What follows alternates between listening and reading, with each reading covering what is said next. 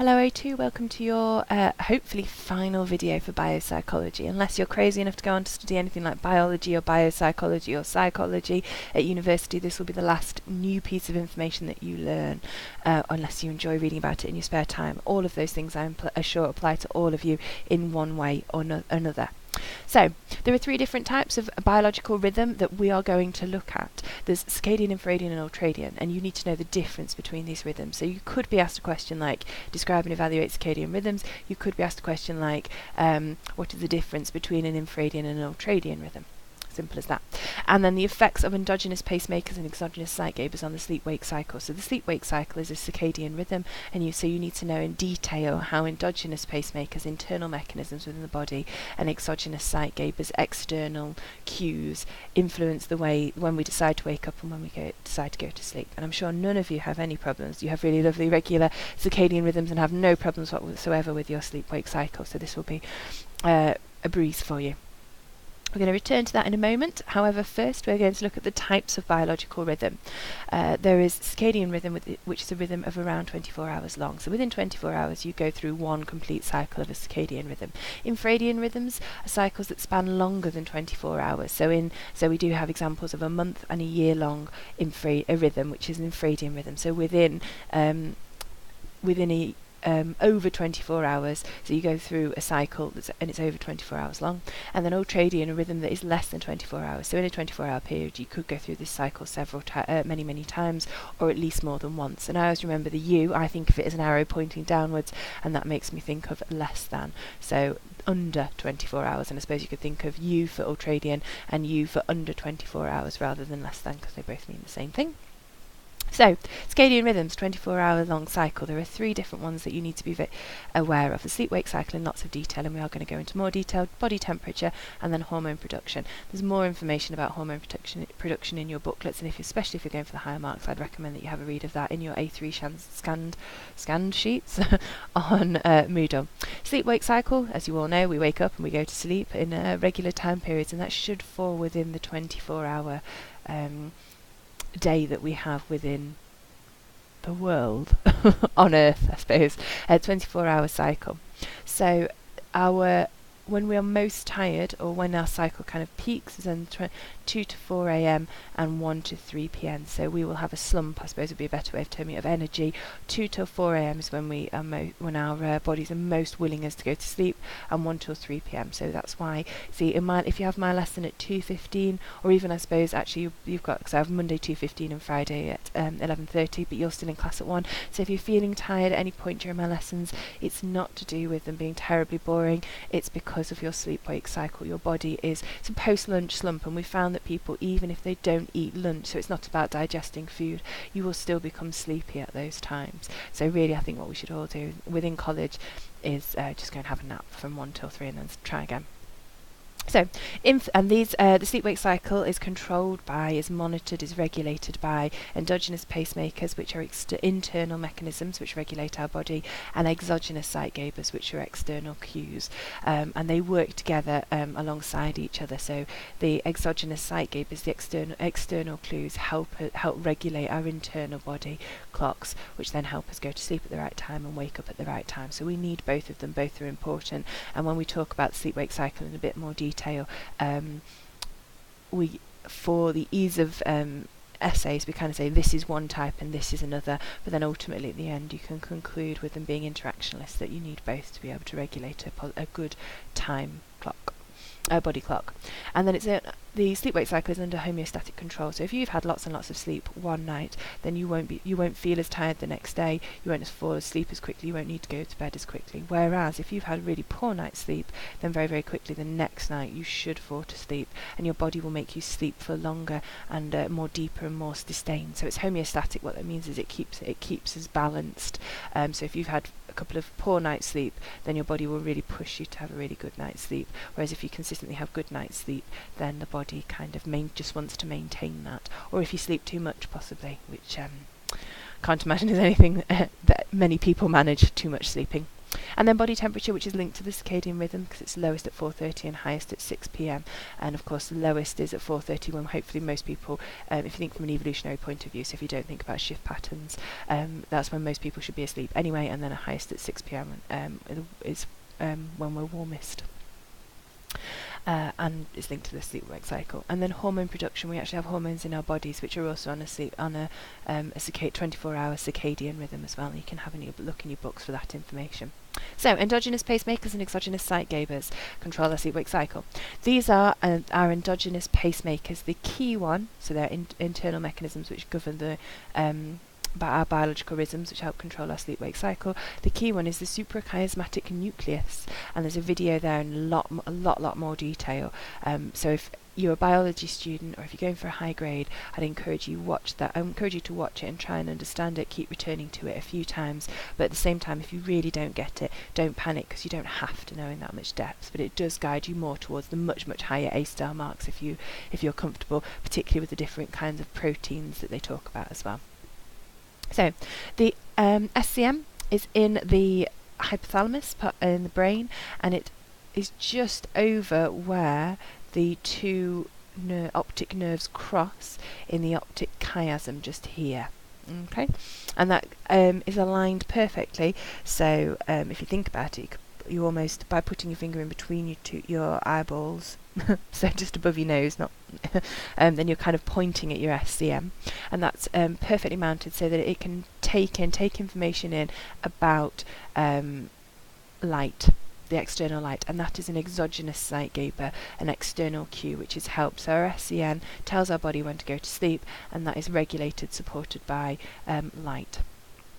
So it takes in information about light, and it's called the master clock, and it links to the brain. So the master clock is the SCN, and it links to whether our brain is wakeful or whether it is sleep, whether it's time to go to sleep and whether we're falling to sleep. And the neurons synchronize with each other in the SCN, and then they signal to the peripheral clock. So there are other clocks around our body which also tell the rest of the body or keep the rest of the body in time with the SCN. And where that comes from, think about the master clock. There used to be a clock in Victorian houses that was always set to the right time. I'm not quite sure how they knew that, and then everybody synchronized their little pocket watches to that clock. So the master clock, the SCN, tells the rest of the body, the smaller clocks around the rest of the body, what time it is within, or where we are within our sleep-wake cycle. So the rest of our body falls to sleep with our brain, and so on. And the way that they do that, so the SCN takes that information in from the master light, and then the pineal sends that information to the pineal gland, which produces or inhibits the production of, depending on whether there's more or less light, the brain's the production of melatonin, and the melatonin therefore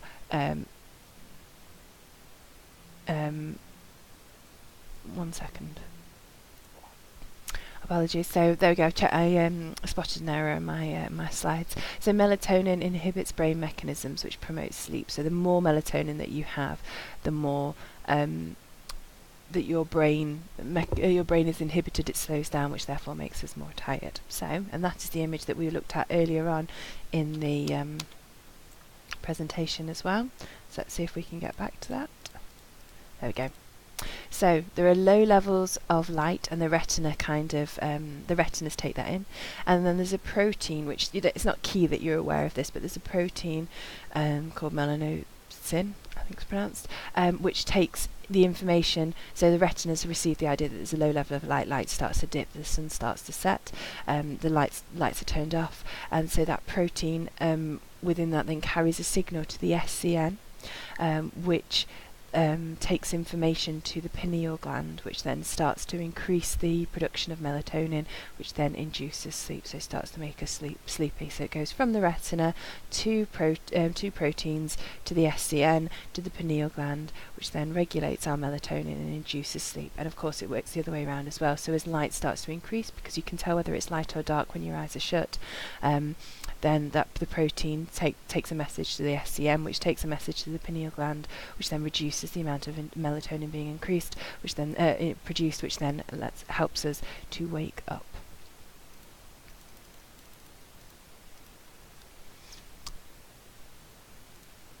So that is endogenous pacemakers and exogenous zeitgebers. linked with the sleep cycle. That is endogenous pacemakers. So they are the internal mechanisms which regulate our biological rhythms. And then we have the exogenous zeitgebers. The way that I always remember this one, exogenous, EX, external. So these are external environmental cues which help regulate the sleep-wake cycle. And they also support there it says the regulation of endogenous pacemakers. So as you know, the SCN relies on information from the environment, so light, to guide us. And as you can see there, the key exogenous zeitgeber is light, which sends information, helps the SCN regulate the sleep-wake cycle, the production of melatonin. And then it talks about melanospin, which is a protein which is linked to, which can regulate or can detect the brightness of light. So as light starts to reduce coming in from the retina, this protein sends a signal to the SCN to talk to the pineal gland, as you know there. And a piece of research which found that light is not only controls the SCN, but also the peripheral clocks or peripheral oscillators, which I just think is a great word. So that's another word for peripheral, an additional non-SCN clock within the body. So Campbell and Murphy found that if you shone light, really bright light onto the back of the knee, so participants couldn't see it was just shone onto the back of the knee, then eventually they could change the sleep-wake cycle of the rhythm of patients just by putting bright lights on to the knee. The second, less sort of not quite so significant, but still definitely does have an impact, or one that does help us guide, that's an exogenous zeitgeber, and there's hundreds of other ones, but this one is social cues, and the particular one I'm thinking of here is meal times. So if you were had slept, you'd been in a coma for many, many days, and suddenly you woke up and you walked downstairs, all the blinds were shut, you couldn't tell whether it was light or dark outside, but would you be able to guess what time it was by the type of meal, the way that people were eating, the way it looked at breakfast, at lunchtime or at dinner? And most of the time, not always, but a lot of the time you probably could. So meals are quite a good guide of what time it is. And lots of other social cues, the way people behave in the morning, the way people behave in the evening. And they did find that people who'd taken flights that could cause jet lag, so going through lots of different time changes, they found if they went out more, they socialised more, they integrated more into the environment. The quicker they did that, the less jet lag they experienced, because they were picking up loads of social cues, like what type of food people were eating, when they were eating it, when they were going to work, when they were coming back from work, all those different things. And then that also is the same with people who are blind, so they can't see necessarily, although there's loads of research to suggest that just because they can't process sight, it doesn't mean that their SCN, the protein can't still tell how light it is. So they can't perceive any light, but that doesn't mean that the rest of their brain can't perceive whether it's getting light or whether it's dark, which is quite interesting as well. But the idea is that blind people they can't access light, but they can use lots of other social cues to guide them as to roughly when their sleep-wake cycle should be. Okay. And then we have infradian rhythms and ultradian rhythms. So infradian rhythms are longer than 24 hours, and the example you've got here is the monthly rhythm of the human menstrual cycle. And McClintock's research. So McClintock found that people could become, or women who spent a lot of time together, that famous piece of research about period synchronization there as well. So McClintock's research found that he collected donor scent or donor sweat from 9 women at different points within their menstrual cycle, and participants, and this is all in your book, on these scan pages, so you can get a bit more detail from the book as well, which I'd recommend. But they wiped the scent, the pheromones, the odour, onto the upper lip of the person, of the sample, of other people in the sample, and they found that just by doing that, the monthly menstruation cycle of the sample, of the women's cycle, then matched with the donor scent that they were being administered. So they found that the period of the women who were having the sweat wiped on them, the pheromones wiped on them, were then synchronising with the lady at the time that she provided that sample. So fully synchronized up, which of course, if you think about it, if you want to apply it to previous research terminology, although you don't have to know this, of course, is that it's being controlled by exogenous, you could argue exogenous sightgapers there, other people's menstrual cycles and when they happen. So there has been research to show about female period synchronization. What I would say as well is you want an absolutely basic awareness of the menstrual cycle and how it works, and I know a lot of you will have touched on this at GCSE. I've included a video on Moodle, and I've just given you a basic explanation there, and there is also some information in your book, but it's the idea that it links with hormones, different flows of hormones which tell the body to do certain things at different times. So for example, as SH and LH increase, an egg grows, and then the egg then causes estrogen to be produced, which stops the FHS, which increases the LH, which then causes ovulation. If the egg isn't fertilized, then the estrogen and they decrease estrogen and progesterone, and then there's a period. So it's all about that cycle, about the dip and the increase and the dip in the different levels of hormones. You don't need to know it in a huge amount of detail, but just be a little bit aware, because you could get a 16 marker on this one. It's unlikely, but it's possible. And then annual rhythms. So this infradian rhythms are anything over 24 hours. So we do have the annual rhythm of, you could talk about the fact that the seasons change, and therefore the level of light that we experience changes as well. And this links into the idea of seasonal affective disorder. So there could be an annual rhythm which links in with seasonal defective disorder. So melatonin, light decreases its production. So when there is more light, less melatonin is needed, of course, because the days are longer and brighter. So in the summer, technically we should be sleeping more. We don't need as much melatonin. And melatonin is made from serotonin. So so if we need more melatonin, then it depletes our stores of serotonin, because melatonin uses parts of serotonin, metabolizes from serotonin to become melatonin. So if we flip that on its head, we've been talking about the summer. We don't need as much melatonin, so maybe there's more serotonin available within our bodies. Or if you think about in the winter, it's a lot darker, and of course the darker it is, the more melatonin is produced, because light inhibits melatonin. So there's less light, so more melatonin is needed earlier on, because of the darker evenings, and therefore we use up more serotonin. More melatonin means they need to metabolize it from serotonin. So that could explain seasonal affective disorder, the idea that we do experience depression.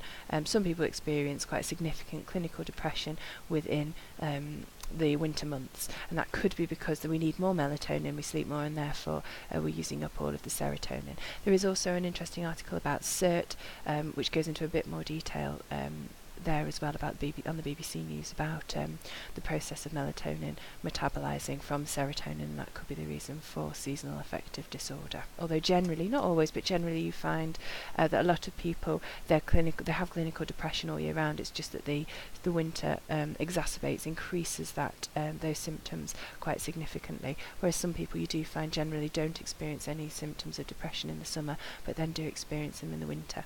And a lot of people do comment on this on a subclinical or on a non-clinical level, which just means they don't experience symptoms severe enough to be diagnosed by a doctor, but generally they feel less happy, less content in the winter as well.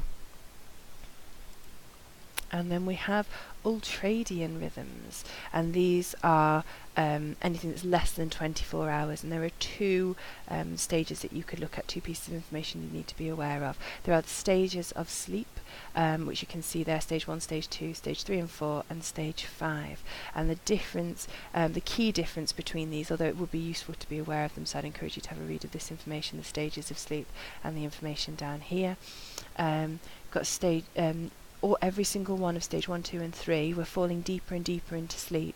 So it's quite light sleep in stage 1, and then gradually getting deeper and deeper sleep is non-rapid eye movement. So non-REM sleep is in stage 1, 2, 3 and 4, and then rapid eye movement sleep, which indicates that there is people are dreaming. Okay, so REM sleep is when your eyes, you can see them, they're moving, and this is when generally we find that REM sleep correlates with dreaming. and that's the key difference between the two, but you can talk about lots of different things. And again, if you're thinking of accessing the higher level, I'd encourage you to have a read of the stages of sleep and the different types of brainwave that occur within sleep as well. Another example of the of sleep, and this is in the book, is and I can't remember the name of it now. Is it the acronym is something like BRAC? It's a 90-minute cycle of wakefulness within human beings. We go through 90-minute cycles where we have peaks in our cognitive attention and troughs in the cognitive attention as well, which you want to be aware of.